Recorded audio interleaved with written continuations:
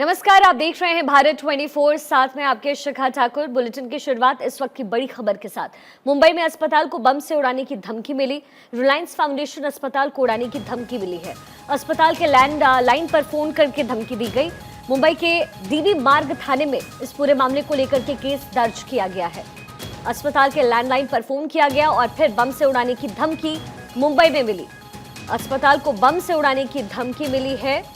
Reliance foundation अस्पताल को उड़ाने की धमकी दी गई। ताजा जानकारी लिए हमारे सहयोगी शुभम पांडे हमारे साथ जुड़ गए हैं। शुभम, क्या कुछ और जानकारी निकल कर आ रही है सामने, क्योंकि अस्पताल को बम से उड़ाने की धमकी दी गई, अब कॉल की डिटेलिंग पता लगाने की कोशिश।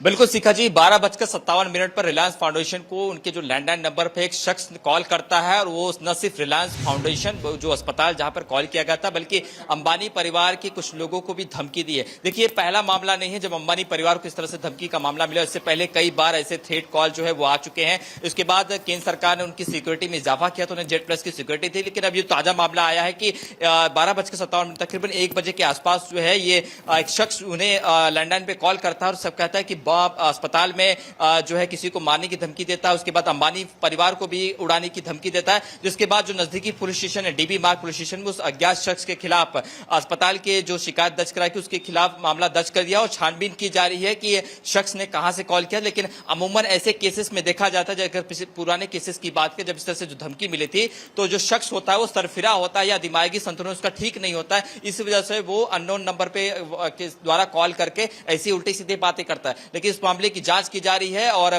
फिलहाल आरोपी का जो लोकेशन है उससे ट्रेस किया जा रहा है कि आरोपी ने कहां से कॉल किया था। जी ठीक है शुभम, एक बार फिर से अपने दर्शकों तक ये खबर पहुंचा दे। मुंबई से ये बड़ी जानकारी, अस्पताल के लैंडलाइन पर फोन कर ये धमकी दी गई। मुंबई के डीबी मार्ग थाने में फिलहाल केस दर्ज कर लिया गया है।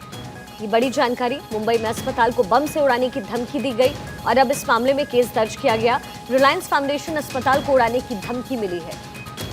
शुभम हमारे साथ लगातार जुड़े हुए हैं। शुभम, ये कॉल तकरीबन कितने बजे आया जब अस्पताल को बम से उड़ाने की धमकी दी गई और अब आगे की कार्रवाई किस दिशा में आगे बढ़ेगी?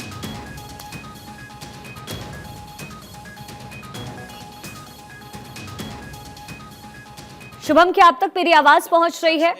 रिलायंस जो अस्पताल है उसके बिल्कुल बिल्कुल बिल्कुल बिल्कुल देखिए, 12:57 पर उस लैंडलाइन पर कॉल किया गया था, जिसके बाद उस शख्स ने उस अस्पताल को उड़ाने की धमकी दी। उसके बाद अंबानी परिवार के कुछ लोगों को मारने की धमकी दी। उसके बाद इसमें पहली प्राथमिकता एफआईआर लॉन्च की गई है अज्ञात शख्स के खिलाफ अननोन आईपीसी की धाराओं के तहत। अब इसमें मामले की छानबीन की जा रही है। जो समय बताया जा रहा है जब इसको पुलिस को इसकी सूचना मिली, तकरीबन 1:05 के आसपास से जो पुलिस से जानकारी मिली है। चूंकि अब डीबी मार्ग पुलिस स्टेशन नजदीकी पुलिस स्टेशन है, इस मामले को दर्ज कर आगे की छानबीन कर रही है।